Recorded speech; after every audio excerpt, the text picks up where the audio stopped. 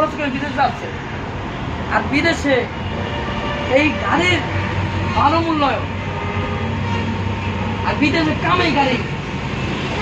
এই জন্য বলি, যারা মনে করেন যে না আপাতত বিদেশ না যাবো, মনে করছেন আমি 7-8টা ক্লাস করবো, মাসে 3টা ক্লাস করবো, মাসে 4টা ক্লাস করবো, মাসে 1টা ক্লাস করবো, উস্তাদের কাছে না, উস্তাদের কাছে না, আমার কাছে আসবে। কারণ আমার ছেলেটা অনেক ভালো বর্তমানে। আপনারা 2500 টাকা ওর লোক দেখাবেন, ও কিন্তু নিবে না, ও কিন্তু নিবে না। অতএব আসবেন, এখান থেকে টোকেন নিয়ে যাবেন টাকা দিয়া। যেমন 1 মাসে 300-1200 টাকার টোকেন নিয়ে গেলেন গা, হঠাৎ আইসা ক্লাসটা করে গেলেন। 1 মাসে 3টা? হ্যাঁ, 1 মাসে 3টা ক্লাস না, 1 মাসে 4টা ক্লাস হবে আপনার বাবা, পার ক্লাস 300 টাকা। বুঝতে পারছেন? এইভাবে করে ক্লাসগুলো নিয়ে নিলে আপনার জন্য ভালো হবে। আপনার হাতটা চর্চা থাকবে, হাতটা থেমে যাবে না।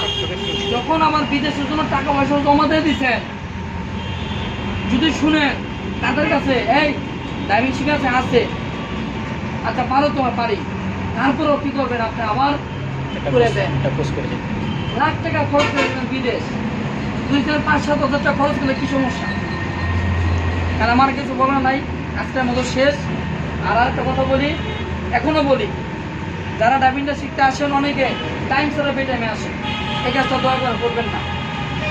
কারণ সবাইকে টাইম দেওয়া, আপনার টাইম ছাড়া বেটাইমে যখন আসতে আসেন তখন 3টা লোক আরো রয়েছে, এখন আপনার এসে 4টা লোক যোগ হয়ে গেছে, আর আমারও তো লোক আসবে।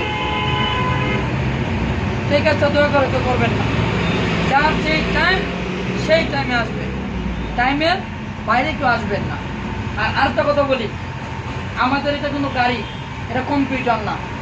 চাইতেছেন বসে কম্পিউটার অন করা ক্লাস শুরু করে দিচ্ছেন, এটা গাড়ি, যান্ত্রিক ত্রুটি থাকবেই। এটা না গ্যারান্টি আমি কেন জাপান দিতে পারে না, আর আমি তো অসম্ভব। আর একটা গাড়ি নষ্ট হইলে আপনাকে কি হয়, একটা ক্লাস করতে পারেন না। আমার 2-5 হাজার টাকা নেই মাজা, আমার 2-5 হাজার টাকা নেই মাজা, একটা গাড়ির সমস্যা হইলে। আর এই গাড়ির সমস্যা সমাধান করতেছে আমার কতটুকু কষ্ট করতে হচ্ছে না, আমি সেটা থাকি। অর্থাৎ গাড়ি নষ্ট, চুপচাপ চলে যাবে। জোরাজোরি করে যে কাজটা করবেন, কাজ করবেন ঠিকই, কিন্তু বুঝতে কিছুই পাবেন না। কারণ উস্তাদ যে কোন দিকটা আপনার কোন দিকটা কি করে দিব, আপনার জীবনেও তোর পরিমাণ বুঝতে পারবেন না। এটা আমি তারা বলে দিচ্ছি, আর আমার কাছে তা আছে। সেই জন্য বলি, ধৈর্যর জন্য খুশি হয় স্বয়ং আল্লাহ, ধৈর্যের জন্য খুশি হয় কে? স্বয়ং আল্লাহ। ধৈর্যের পরীক্ষা দুনিয়ার জমিনে দিতে পারবে না, তার জন্য আখিরাতটা অনেক কষ্টের।